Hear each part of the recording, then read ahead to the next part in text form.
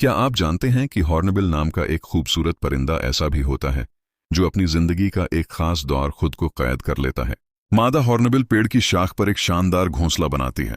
घोंसला बनाने के लिए नर और मादा मिलकर एक खास पेड़ की तलाश करते हैं।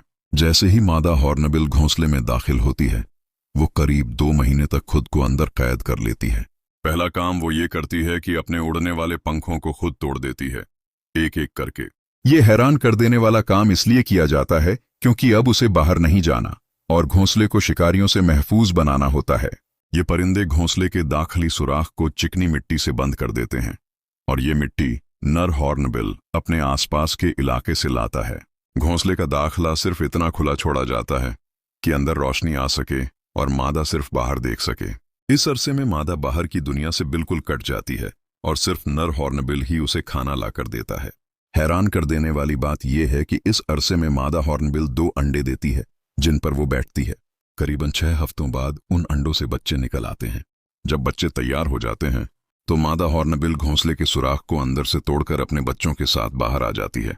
ये कुदरती अमल वाकई हैरान कर देने वाला है।